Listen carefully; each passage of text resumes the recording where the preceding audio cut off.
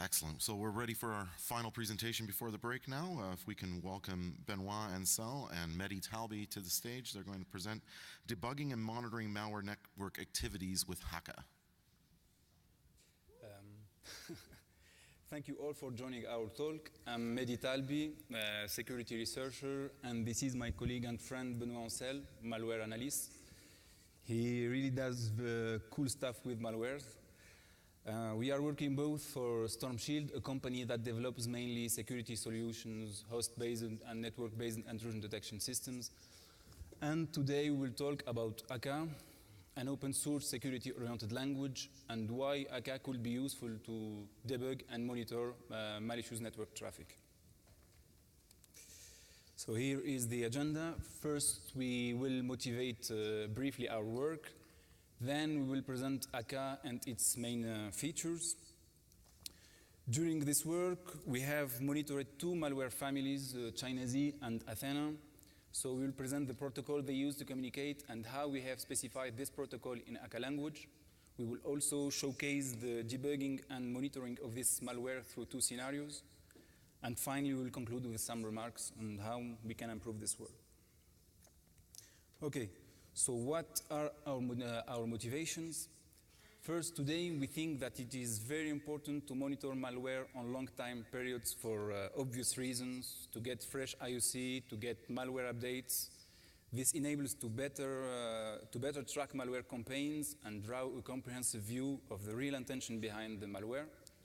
But unfortunately, malware analysts have a lot of tools to reverse malware like IDA or DBG, but lack the means to monitor the malicious network traffic. So in this presentation, we propose the use of Hakka, an open source security-oriented language. And the rationale of this is multiple. First, Hakka has been specially designed to specify network protocols. So one can naturally express malware protocol dissectors. Then Hakka provides probably the most advanced API for packet and stream manipulation. One can filter, drop, create new packets, and inject them. With Hakka, also, we can alter packet on the fly. This is useful, for example, to hijack some botnet commands. We have also an interactive packet filtering mode that allows one to debug break into a particular packet, inspect its content, change the value of its fields. We have also an instruction disassembler module based on Capstone engine that allows one to disassemble packet content into assembler instruction at network level, which is useful, for example, to detect obfuscated shellcodes. And finally, we have a dedicated and customizable tool that provides real-time visualization of network traffic through Kibana dashboards. This tool is called Hakabana, which is a mix between Hakka and Kibana. And this tool consists of a set of security rules written in Hakka language that push some stuff about the traffic into an Elasticsearch server and then made them available through Kibana dashboards. So here we have the big picture of Hakka architecture. Hakka has been designed into modular fashion. We have several modules. For example, in the bottom we have packet capture modules. One can use, for example, the PCAP capture modules to read packet either from trace file or from a network interface. We can also use the NetFilter queue packet capture module. We have also several logging and allergic modules to log and report malicious activities. And we have also additional modules like the pattern matching engine module, the disassembler module, and the crypto module. These modules allows one to write fine-grained security rules to detect advanced attacks or to deobfuscate some protocol communications. And in the middle, we have our Hakka language. This language is based on Lua language. And the scope of this language is double. We can write with this language security rules, and we can write protocol dissectors. Protocol dissectors will trigger some events that in turn will lead to the evaluation of all security rules listening on that event. So as I said, The scope of this language is double. We can write security rules and protocol dissections. Here we will focus on protocol dissection. Hakka features a grammar that allows one to specify the protocol message syntax and also the state machine of the protocol. This grammar supports both types of protocol, text-based protocol like HTTP and stream-based protocol like DNS. It supports also packet-based protocol like ICMP, IP, TCP, but also stream-based protocol like HTTP and DNS. And all the parsed fields are available in read-write access mode to all security rules. So basically, we specify a protocol by combining what we call grammar entities. We have two types of grammar entities. We have final entities that allows to parse elementary data types like numbers, flags, and bytes. And we have compound entities that allows to parse complex data structures. For example, the record allows to parse, could be used to parse a structure of compound and final entities. The array could be used to represent a table of records, for example. This is useful to parse a list of HTTP headers.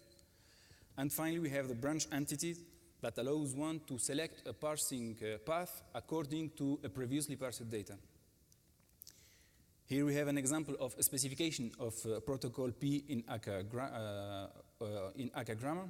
So on the left, we have a naive protocol P made of a field N and a couple of integers A and B.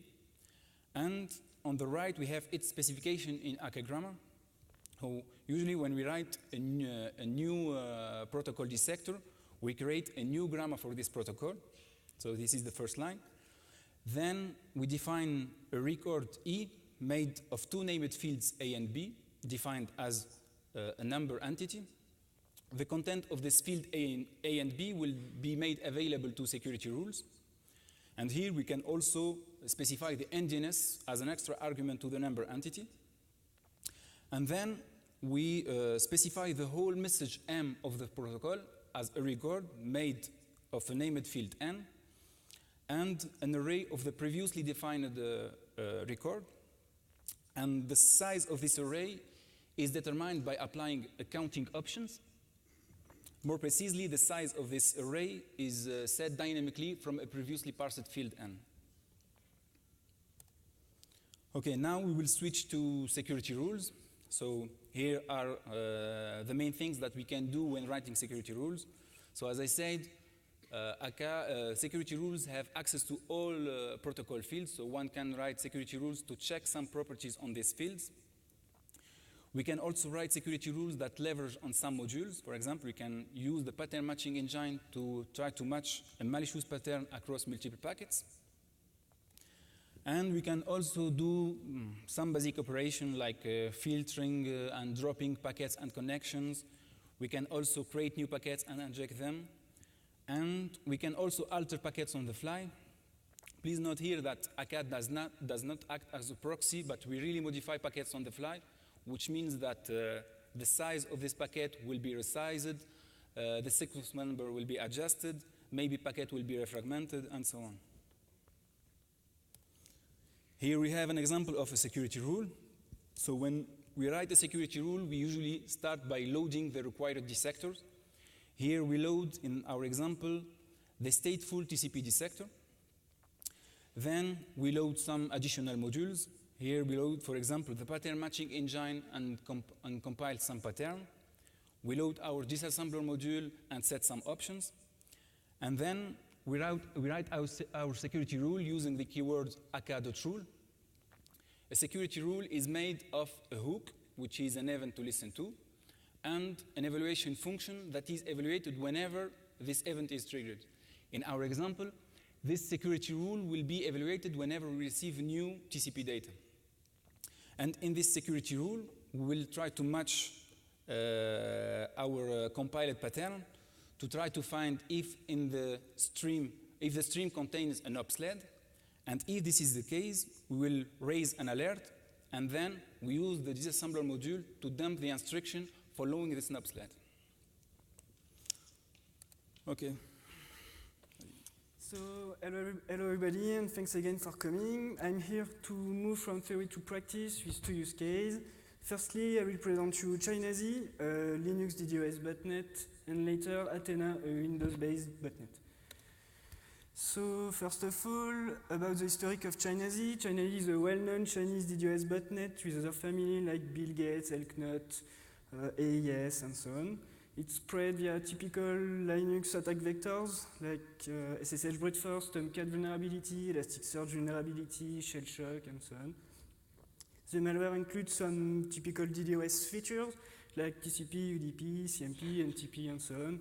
And some update features, you can update the configuration or the binary itself. When we monitor this botnet, we saw that the botmaster used the botnet to launch some DDoS campaign against Asian infrastructure. So we have chosen this malware because it's a very active botnet and it's easier for us to find a live CNC for our use case. If you want more information about this topic, I strongly recommend you to attend tomorrow to the talk, the Elknot DDoS botnet rewatch by Kio360, or to read the ton of blog posts wrote by Malware Mosaic. So ChinaZ uses TCP for communication. A bot request is composed of many fields. The first field is the DDoS status.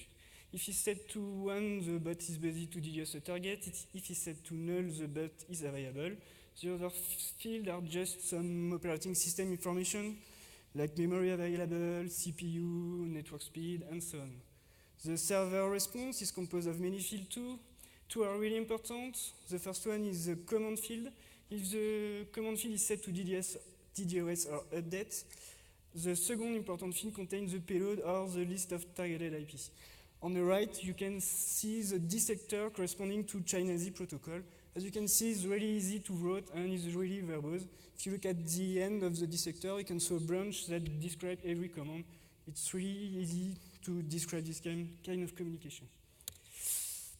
When Hakka allows us to monitor traffic, but we can interact with the stream too. When we want to monitor a botnet, we want to be sure that our monitoring system is not used to launch attack on other people. For example, with ChinaZ, we want to be sure that we don't send DDoS requests around the world. For this kind of prerequisite, it's really easy to implement with a security rule. For example, this security rule, if we saw a DDoS command on the stream, we just store every targeted IP, and if we saw some connection to the targeted IP, we just drop every packet. It's really easy to write. And it's time for the first demo. So in this first demo, we will use Hakka in offline mode to not expose our infrastructure.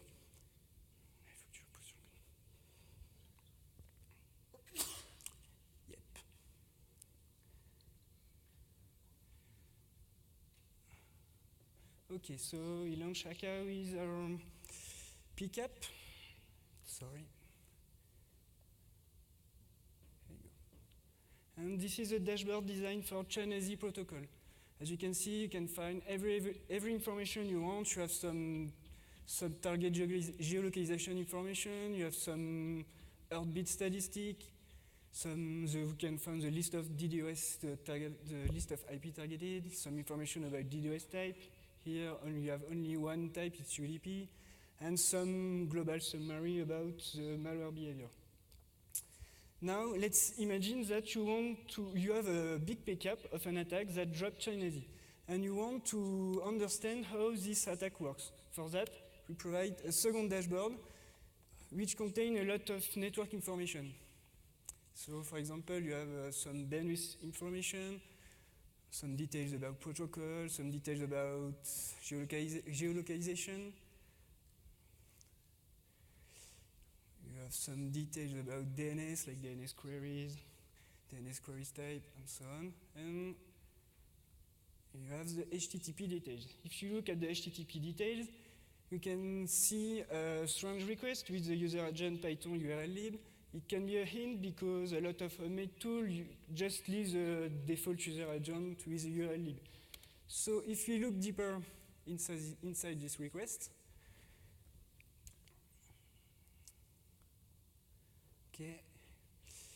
You can solve very strange cookie with what looks like an upsled. So now it's time to use the interactive mode of Hakka to try to disassemble this cookie.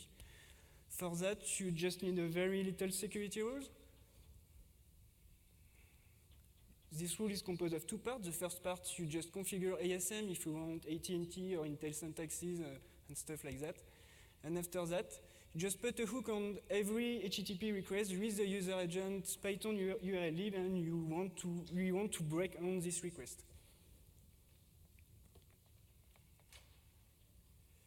Okay, so we launch Hakka with our pcap and our security rule, and it will break on the first request that match our rules.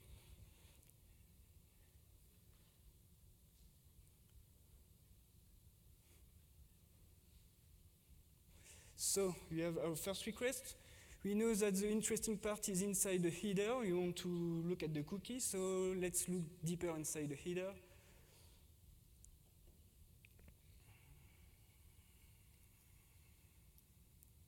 Okay, and we found again our strange cookie. So now we want to use the disasm command to disassemble this blob.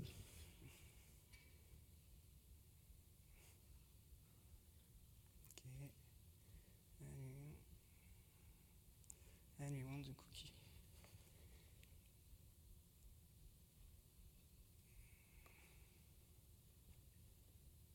Okay, and as you can see, we can see a kind of NUP sled and what looks like a 64-byte shellcode. We have everything we want to understand the attack in the network point of view, just with this kind of security rules.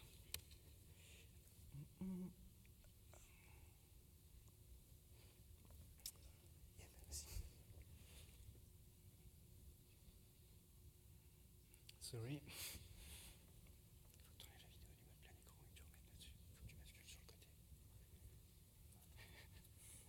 Sorry.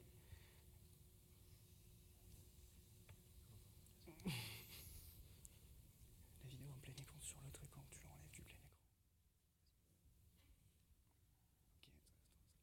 Ok.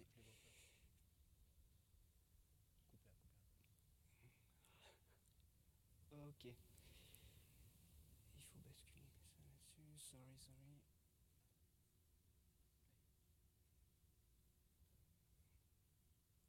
Okay, sorry. So now let's move on the second use case. It's Athena. Athena is a Windows-based malware. It's a very old malware.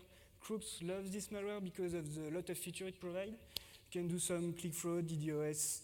You have a bot killer features. You can execute shell command and so on. The communication is over HTTP with obfuscated post request. The obfuscation is just modified base 64. So if you want more details about the communication, you can just look at the paper. We chose this malware because of the lot of different commands he provides. It's more funnier to us to monitor this kind of botnet, like, for example, a password stealer like Pony.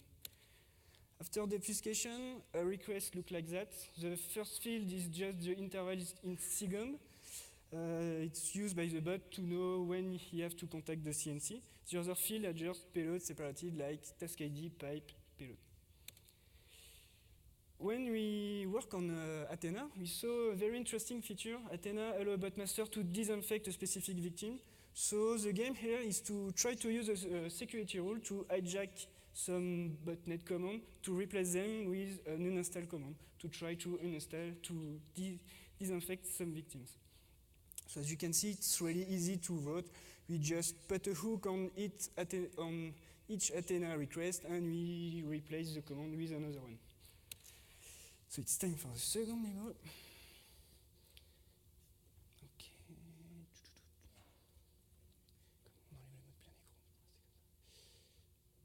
Okay.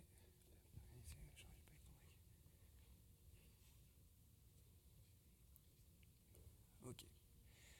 So let's have a look inside Athena panel. So we have a lot of DDoS features, different DDoS features. We can create different commands. You can execute binary, do some click fraud. If you have a bot killer feature, you can execute some shell command. and so on. So now we want to use Hakka in real mode. So we launch Hakka with our dissector.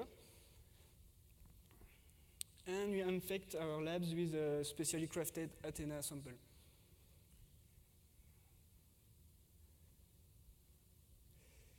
After a few seconds, the bot is online inside Athena panel. Okay. And now we want to create some commands that will be shown inside our specially designed Athena dashboard. So we launch DDoS on a random website. Okay.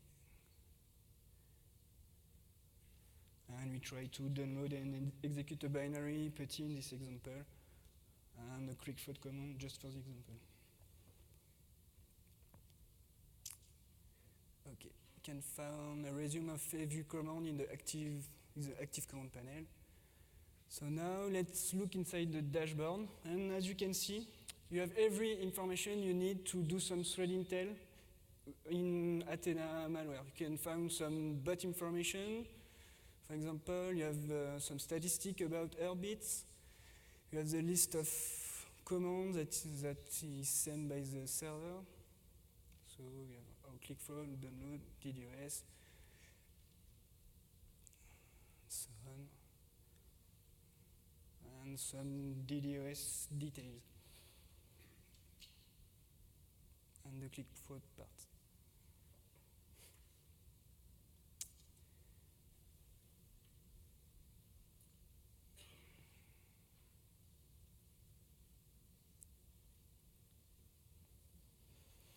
Okay, as reminding, Athena provides non-install features, so now we will just try to launch our security rules to hijack some command and uninstall the sample. So we launch Hakka with the specific security rule.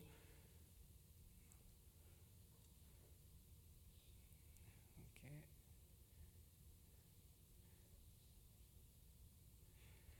And we wait for a command to be hijacked. Sorry, it's a little bit slow.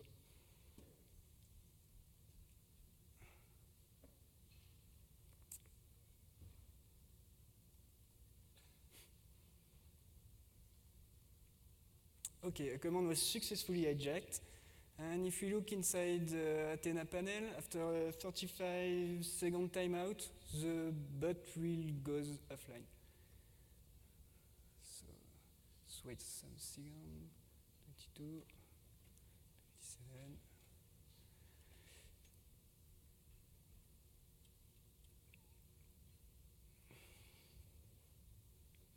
Okay, the command was successfully hijacked and the bot was now uninstalled. So just before the end, a little bonus for this demo. When we work on Athena protocol, we saw a potential exploitable SQL injection in the gates, in the server gates. This kind of vulnerability can be painful to exploit due to the obfuscation, but with our dissector, it's really easy. So we just need a little security rule to exploit this vulnerability. So we just re-infect our labs after the uninstall. Okay, and we launch Hakka with a specific security rule. If you want information about this rule, everything is on the paper. This vulnerability is a well-known vulnerability in Athena. So, and now we just have to wait for the time-based exploitation. So first try.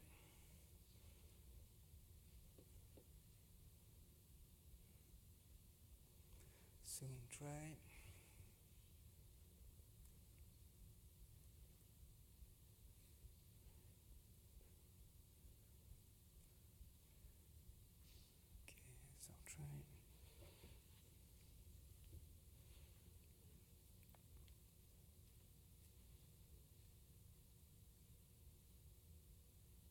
Okay, the server was successfully exploited, and as you can see, the botnet is made of one bot. It's a huge botnet.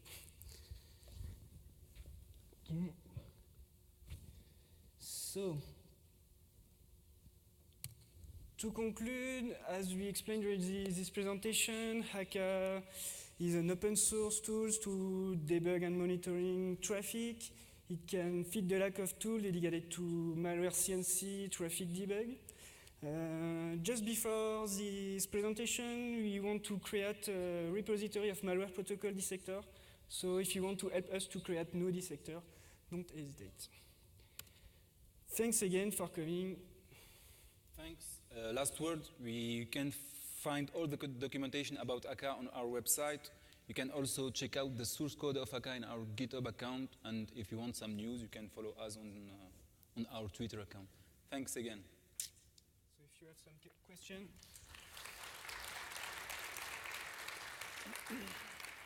We have time for a couple questions. Does anybody have any questions for Benoît and Mehdi? I see one at the very back. Hi guys, thanks for this. Can you use this for things like exploit kits and other kind of purely network-based things? Could you use Hakka as well to analyze these? It's not intended to be used like this. It's not intended to be used as a tool to exploit vulnerabilities. Analyze exploit kit. Okay. Yes, but you can easily analyze an exploit kit with Hakka. Yes, you just have to write some dissector and it's easy. You can write a dedicated security rules to do that. Yeah, you can do that. Cool. Thanks. Any other questions? I've got one myself that I was just curious about. Is there any capability of dealing with things that are encrypted, like HTTPS traffic, that type of thing, or because it's encrypted, it's kind of blind to the traffic, or? We don't have any. Currently, we don't have an SSL dissector, but maybe we will release soon one dissector, so we can be able to dissect some obfuscated communication. So. Excellent. Well, if we can get a round of applause again for Benoît and Mehdi, thank you very much, and we're off to our break.